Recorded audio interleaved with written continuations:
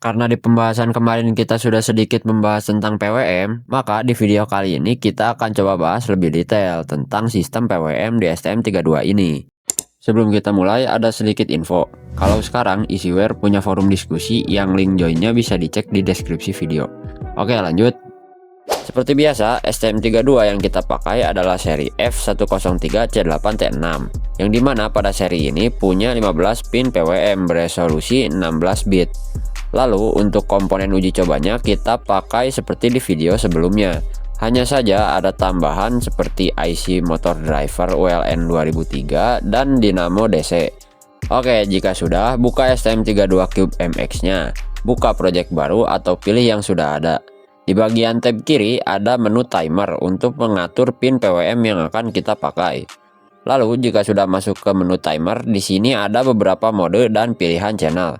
Nah, di sini agar pinnya berdekatan, jadi kita pilih timer 2, channel 2 dan 3. Di bagian clock source, pilih internal clock. Lalu untuk channelnya juga disesuaikan dengan pin PWM yang kita pakai. Jadi di sini pilih channel 2. Setelah diklik, muncul beberapa pilihan.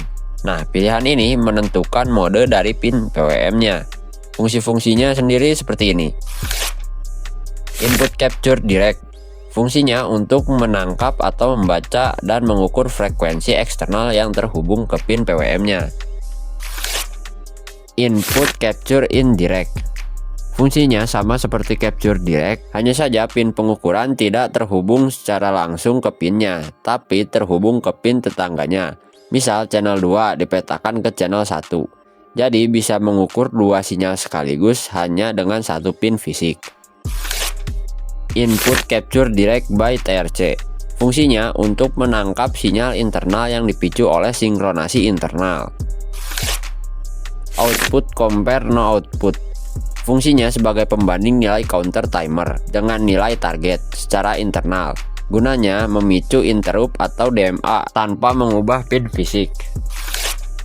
Output compare CH. Fungsinya sama seperti pin yang sebelumnya, tapi bukan untuk interrupt atau DMA, tapi untuk mengubah logika pinnya sesuai dengan target waktu yang ditentukan. Lalu dua terakhir ini yang biasa digunakan. PWM generation no output fungsinya untuk menghasilkan sinyal PWM secara internal untuk kebutuhan kalkulasi atau trigger. Dan PWM generation CH fungsinya untuk menghasilkan output PWM langsung ke pin untuk mengontrol motor DC atau LED. Yang kita pakai tentu saja pilihan terakhir ini. Setelah dipilih, scroll ke bagian bawah. Ada menu configuration. Di sini terdapat pengaturan prescaler. Ini fungsinya untuk mengatur frekuensi clock. Perhitungannya begini. Jika seperti pengaturan kita saat ini, maka 0 ditambah 1 sama dengan 1. Lalu 72 MHz dibagi 1 sama dengan 72 MHz. Maka frekuensi clocknya saat ini adalah 72 MHz. Nah, kalau kita ubah misalkan 1, nanti jika pakai rumus yang sama maka akan menghasilkan 72 dibagi 2, yaitu 36 MHz. Selanjutnya di sini ada counter period atau ARR, auto reload register. Ini fungsinya untuk membatasi panjang periode dari clock. Jadi misal begini, clock itu kan menghitung. Nah, agar tidak kebablasan dibatasi oleh ARR ini. Jadi bagaimana untuk settingannya? Kita akan pakai perhitungan mudah saja. Agar nanti kita gampang mengubah duty cycle dari PWM-nya, pertama yang harus dilakukan, ubah prescaler ini jadi 71. Kenapa 71? Karena 72 dibagi 71 adalah 1, sekian. Jadi kita mendapatkan clock 1 MHz. Lalu untuk ARR-nya kita set di 999. Jika sudah di set, pastikan bagian auto reload preload ini enable agar counter bisa dimulai terus-menerus. Selanjutnya tekan generate code. Nah, di bagian pemrogramannya masih sama seperti video sebelumnya. Hanya saja di bagian ini ada sedikit perubahan karena menyesuaikan rumusnya.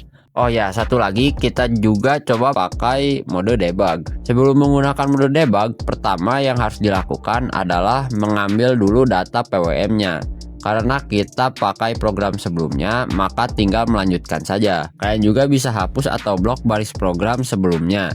Sisakan saja pemanggilan ADC, fungsi timeout-nya, dan pengambilan data ADC.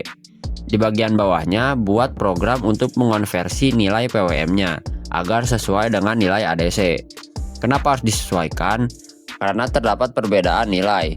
PWM dengan nilai 1000 sedangkan nilai ADC 4095. Agar sinkron kita pakai rumus seperti ini. Nilai ARR ditambah 1. Kenapa ditambah 1? Karena counter selalu memulai dari angka 0, jadi kurang 1 agar pas 1000. Kemudian hasil dari ARR ditambah 1 tadi dikalikan nilai ADC. Lalu hasilnya dibagi 4096. Hasilnya adalah CCR ini. Untuk uploadnya kita akan langsung dari STM32 Cube IDE-nya. Bagi yang belum tahu caranya bisa tonton video kami yang ini. Tapi tenang saja, di sini kami juga menemukan cara lain untuk melakukan upload dan debug lewat STM32 Cube IDE ini. Jadi pertama, kalian cari ikon seperti ini di bagian panel atas. Kalau sudah ketemu, tekan logo segitiga ini. Masuk ke bagian menu debugger. Di sini lihat bagian debug probe. Ubah jadi ke ST-Link GDB server. Lalu di bagian interface pastikan yang terpilih SWD. Lalu centang pilihan ST-Link S_N ini. Dengan begitu kalian bisa cek apakah ST-Link kalian terdeteksi atau tidak. Jika tidak terdeteksi, coba update dulu firmware dari ST-Link-nya. Nah, kalau sudah terdeteksi, langsung tekan apply lalu debug. Tunggu sampai prosesnya selesai. Kemudian reset STM32-nya. Jika proses tadi sudah selesai, cek tab bagian kanan di Cube IDE-nya.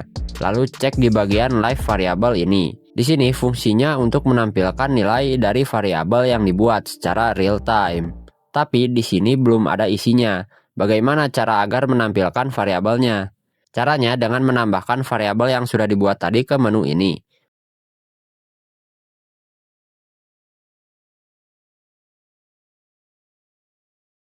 Jika berhasil, maka akan tertampil nilai seperti ini. Dengan begini, walaupun tanpa komponen, kalian masih bisa melakukan debug pada STM32-nya jika sewaktu-waktu projectnya error. Gimana? Mudah bukan? Itu tadi adalah cara menggunakan PWM pada STM32, sekaligus menjelaskan mode debug pada STM32 Cube IDE ini. Walaupun mode PWM masih banyak yang belum kita coba, kalau kalian ingin diteskan modenya satu persatu, bisa coba tuliskan pendapat kalian di kolom komentar. Tapi bagi yang belum punya bahan-bahannya, tenang saja, kalian bisa CO barangnya di toko Easyware Elektronik. Karena di sana sedang ada diskon 10% untuk semua katalog dan tanpa minimum pembelian.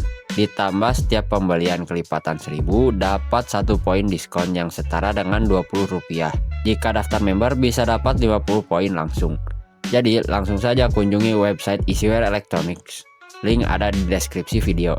Saya Rizal, semoga dunia mempertemukan kita lagi.